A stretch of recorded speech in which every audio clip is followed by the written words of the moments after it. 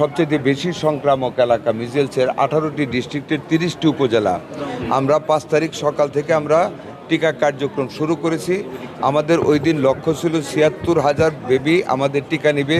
আলহামদুলিল্লাহ ৭৩,০০০ বেবি সেই দিন টিকা নিয়েছে। তার মানে আমরা 96% পর্যন্ত সফল হয়েছি প্রথম দিনেই টিকাদান কর্মসূচিতে।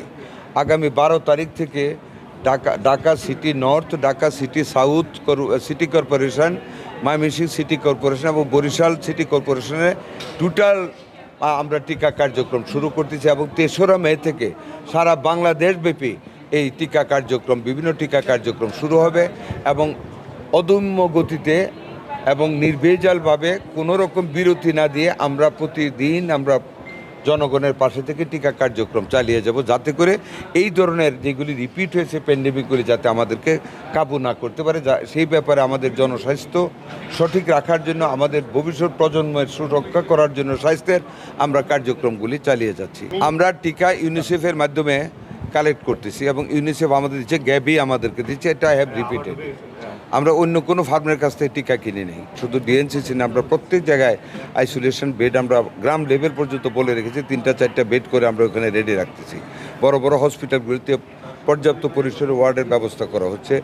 ইন্টেনসিভ কেয়ার ইউনিট যেখানে যেখানে আছে এগুলিকে শক্তিশালী করা হচ্ছে, ভেন্টিলেটরের ব্যবস্থা করা হচ্ছে।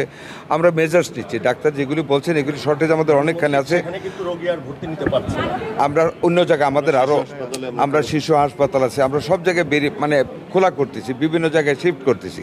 কাজে এইটার অসুবিধা হবে না। তবে একটা জিনিসও স্বীকার করেন, মিজেলস এরিয়াটা কিন্তু আল্লাহর মধ্যে কিছুটা কমে আসতেছে। ঢাকায় প্রাদুর্ভাব বেশি, নট দ্যাট যে সকল পেশেন্টগুলি ঢাকার আশেপাশে থেকে কিন্তু রোগীগুলি সব আসতেছে। আমি আপনাকে শেষ করি, মিজেলসের ব্যাপারে এখন মানুষ যেহেতু সজাগ, মিজেলসের রুগীটা হলে গ্রামে কেউ থাকতে চায় না, ভয় পায় অনেকে। কারণ মিজেলসটা আপনারা নিশ্চয়ই সাংবাদিক, আপনারা দেখেছেন, এটা করোনা তো অদৃশ্য, মিজেলস কিন্তু দৃশ্যমান। এটা দেখলে খুব মায়া হয় বেবিদের, বাচ্চাদের, যখন আমরা দেখি চোখের দেওয়া জল আসে, কাজে খেতে পারে না। ইট ইস এ ভেরি কষ্টদায়ক একটা রোগ। কাজে এটা যখন গ্রামে গঞ্জে হয় তখন কেউ রিস্ক নিতে চায় না। দে কাম টু দ্য সিটি, যেখানে বেটার ট্রিটমেন্ট, এই জন্য এখানে আসে।